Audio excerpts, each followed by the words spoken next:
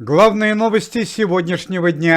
Проводили в последний путь народную артистку России Ларису Голубкину.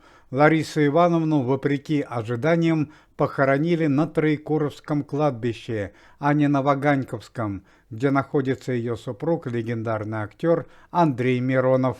На прощании с актрисой присутствовали многие известные личности. Дочери Ларисы Голубкиной Людмила Максакова, Екатерина Стриженова вместе с супругом, а от лица комитета актриса Вера Алентова и Андрей Белоусов.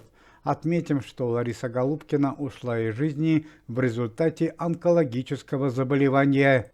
Временно исполняющий обязанности организации Андрей Белоусов сообщил приятную новость о состоянии здоровья Марии Шукшиной и Никиты Михалкова. Мария Шукшина скоро будет готовиться к выписке из больницы, а Никита Михалков уже начал дистанционную работу прямо из больничной палаты. Отметим, что на Марию Шукшину и Никиту Михалкова совсем недавно были совершены нападения. Сотрудники организации известные актеры Андрей Мерзликин и Игорь Скляр попали в тяжелое дорожно-транспортное происшествие в центре Москвы. По данным прессы, они вместе с полицией преследовали опасного преступника-коррупционера. Служебный автомобиль Андрея Мерзликина попал в ДТП и упал в Москву-реку. Андрей Мерзликин получил легкие ранения и травмы, а вот состояние Игоря Скляра вызывает серьезные опасения. Актер был госпитализирован. Накануне в Центральном суде города Москвы закончились судебные разбирательства по делу о смерти легендарного актера и бывшего сотрудника комитета Александра Анатольевича Ширвинда, который ушел из жизни год назад. Все виновники трагедии были жестко, но справедливо наказаны. 3 преступника получили крупные уголовные сроки от 10 до 20 лет лишения свободы.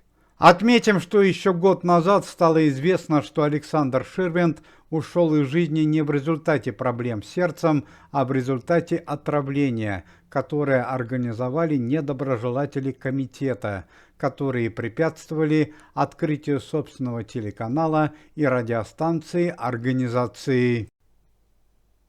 Следственный комитет Российской Федерации и прокуратура начала расследование громкого преступления, совершенного в отношении известного композитора и эстрадного певца Игоря Николаева. Сегодня в утренние часы в Москве полиция смогла попасть в квартиру известного композитора и обнаружила Игоря Николаева, лежащего на кровати без признаков жизни. Полицию вызвала соседка артиста по лестничной площадке. Супруга Игоря Николаева в момент происшествия была на гастролях. Судя по записям видеокамер, установленных в квартире артиста, минувшей ночью Игорь Николаев проводил время в компании 2 незнакомых девушек, которые скрылись с места преступления. Игорь Юрьевич Николаев, несмотря на почтенный возраст, до сих пор пользуется успехом у женщин, однако иногда его приключения заканчиваются печально. В спальне Игоря Николаева были обнаружены спиртные напитки и бокалы. В результате медэкспертизы удалось установить, что в одном из бокалов находился сильнодействующий медицинский препарат. Вероятно, его и выпил Игорь Николаев во время общения с девушками. Игорь Юрьевич Николаев остался жив, но у него диагностирован обширный инфаркт. Состояние артиста тяжелое. Предприимчивые девушки, личности которых пока не установлены, не просто пообщались с Игорем Николаевым, но и похитили из квартиры артиста ценные вещи. К похищенным вещам в первую очередь относится дорогая техника и электроника, а также крупная сумма денег. Точная сумма похищенных денег пока неизвестна, однако примерный урон квартиры Игоря Николаева в результате ограбления составил 40 миллионов рублей.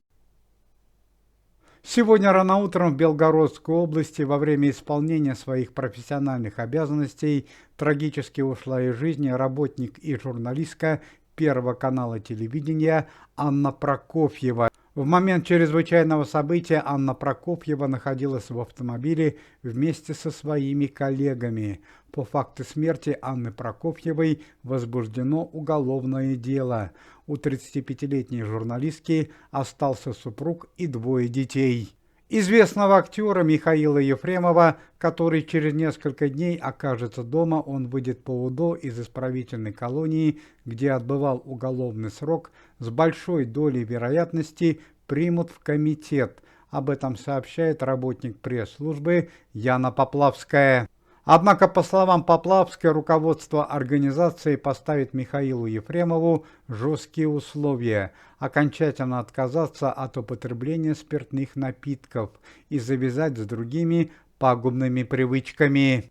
Центральная пресса сообщает несколько печальных новостей из мира шоу-бизнеса и культуры. Накануне ушла из жизни известная советская и российская актриса Ольга Лысенко.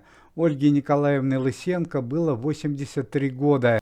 За время своей творческой карьеры она сыграла в таких кинокартинах, как «Зеленый фургон» вместе с Дмитрием Харатьяном, в фильме «Командировка» вместе с Олегом Ефремовым и в фильме «Проверено» вместе с Олегом Анофриевым. Ухудшилось состояние здоровья легендарной советской актрисы, супруги Олега Басилашвили, Татьяны Дорониной, которой совсем недавно исполнился 91 год. В последнее время Татьяна Васильевна не встает с кровати, а сегодня Татьяну Доронину госпитализировали в тяжелом состоянии в одну из московских больниц. Сотрудники организации известные артисты Михаил Боярский и Ирина Алферова совместно с полицией начали поиск и объявили в розыск известного политолога Екатерину Шульман, которая совсем недавно была объявлена инагентом. Екатерину Шульман обвиняют в спонсировании враждебных государств, которым она занимается уже на протяжении 2,5 лет. В случае ареста политолога ей грозит уголовное наказание в виде 15 лет лишения свободы. Сотрудники комитета, известные артисты Александр Домогаров, Юрий Назаров и Наталья Варлей сообщают очень печальную новость, которая на данный момент еще является конфиденциальной и не придана широкой огласке. Накануне в районе Алтая потерпел авиааварию самолет медицинской службы, на борту которого находились охранники, летный состав, а также члены семьи президента, его родная дочь Екатерина и внук Иван. К сожалению, из-за плохой видимости самолет не смог совершить посадку, и произошла авиакатастрофа. В результате чрезвычайного события погибли родственники президента, младшая дочь Екатерина и внук Иван, 2 охранника и 1 член летного экипажа. Следственный комитет Российской Федерации возбудил уголовное дело по статье «Халатность».